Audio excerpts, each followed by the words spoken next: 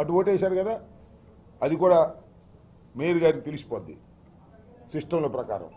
అవన్నీ అంతర్గతమైన విషయాలు, వాటి మీద సమీక్షించుకుంటాం అందరం కూర్చొని. ఇఫ్ నెసరీ యాక్షన్ తీసుకుంటాం, ముందుకు వెళ్తాం, భయపడే ప్రశ్న లేదు. ఇది మీ అందరి ద్వారా గుంటూరు ముఖ్యంగా ప్రజానీకానికి ఇంత దారుణంగా జరుగుతున్నటువంటి అంశాలను, పశువులు కొన్నట్టుగా కొంటున్నటువంటి అంశాలను ప్రజల హృదయాల్లోకి చేరాలని, ఇలా మోసాలు జరుగుతున్నాయనే విషయాన్ని చెప్పాలని చంద్రబాబు నాయుడు గారు శ్రీరంగ నీతులు చెబుతున్నాడు. ఎవడన్నా పార్టీ మారితే మాత్రం రాజీనామా చేసి రావాల్సిందే అంటాడు తాడేపల్లిలో. ఇక్కడేమో వీళ్ళు కొనేస్తారు, రాజీనామా లేదు, ఏమీ లేదు. చూశారుగా చంద్రబాబు నాయుడు పరిస్థితి ఎట్లా ఉంటుందో. బెల్ట్ షాప్ ఉంటే బెల్ట్ తెస్తా అంట, బెల్ట్ షాపు లేనిది ఎక్కడ. అన్ని దొంగ మాటలు, దొంగ వ్యవహారాలు, చీటింగ్ వ్యవహారాలు చేస్తున్నటువంటి ప్రభుత్వం ఇది, కూటమి ప్రభుత్వం ఇది. ఇన్ని అన్యాయాలు జరుగుతుంటే నాకు అర్థం కాల.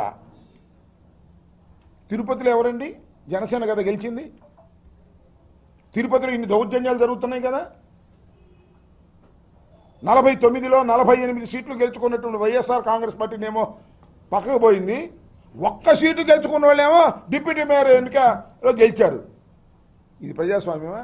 ఏమండి, ఆ తిరుపతిలో గెలిచినటువంటి జనసేన అడుగుతా ఉన్నా, ఆ జనసేన పార్టీ అధ్యక్షుడు డిప్యూటీ సీఎం గారిని అడుగుతా ఉన్నా, అయ్యా పవన్ కళ్యాణ్ గారు, ఇంత ఘోరం జరుగుతుంటే మాట్లాడవే, సైలెంట్ మోడ్లో ఉన్నావే, మాట్లాడట్లా.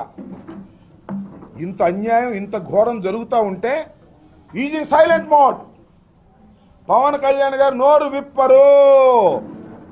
నోరు విప్పితే తప్పని చెప్పాలి, తప్పని చెప్పే ధైర్యం లేదు.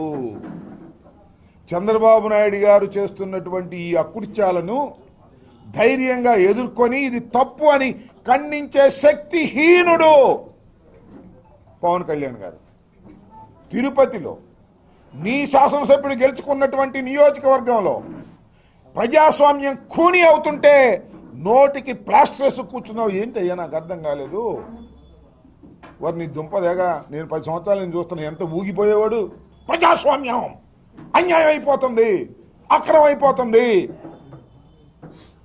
జగన్మోహన్ రెడ్డి గారు అన్యాయం చేస్తున్నాడు, ఇది చెప్పావు కదా. మరి ఇవాళ ఏమైంది? ఇవాళ నీ నియోజకవర్గంలో, అంటే ఐ మీన్ జనసేన నియోజకవర్గంలో ఇంత దారుణం జరుగుతుంటే తిరుపతిలో పవిత్రమైన ప్రదేశంలో ఇన్ని దారుణాలు. అరే ఎమ్మెల్సీని కిడ్నాప్ చేశారండి, దుర్మార్గం. 4 కార్పొరేటర్లను ఎత్తుకుపోయి కొట్టి ఓట్లు వేయించుకున్నారండి తిరుపతిలో. వాళ్ళ తర్వాత వచ్చి కరుణాకర్ రెడ్డి గారి సమక్షంలో చెప్పారు, అయ్యా మమ్మల్ని కొట్టారు, బెదిరించారు, చేతులు ఎత్తకపోతే ఊరుకోమన్నారు, అందుకని భయపడి చేశామంటే ఇది ప్రజాస్వామ్యమా? పవన్ కళ్యాణ్ గారు నేను అడుగుతా ఉన్నా, జనసేన అడుగుతా ఉన్నా. ఈ దుర్మార్గాల్ని ప్రోత్సహిస్తున్నది ఒక్క చంద్రబాబు నాయుడు గారే కాదు, పవన్ కళ్యాణ్ గారు కూడా అనేటువంటి భావన కలుగుతూ ఉన్నటువంటి తరుణం. ఇప్పటికైనా సైలెంట్ మూడ్ నుంచి మారాలి పవన్ కళ్యాణ్ గారు. ఉన్న వాస్తవాలను ప్రజలకు చెప్పవలసినటువంటి బాధ్యత ఒక పార్టీ అధినేతగా, ఉప ముఖ్యమంత్రిగా, తిరుపతి నియోజకవర్గాన్ని జనసేన రిప్రజెంట్ చేస్తున్నందుకు గాను మీరు విప్పవలసినటువంటి అవసరం ఉన్నది. విప్పకపోతే మీ కర్మ, ప్రజలు అర్థం చేసుకుంటారు. ఇతనికి చంద్రబాబుకి ఏం తేడా లేదురా బాబు, ఇతను అంతే దుర్మార్గుడు అనేది. సరే, అది నా ఉద్దేశం కూడా. చంద్రబాబు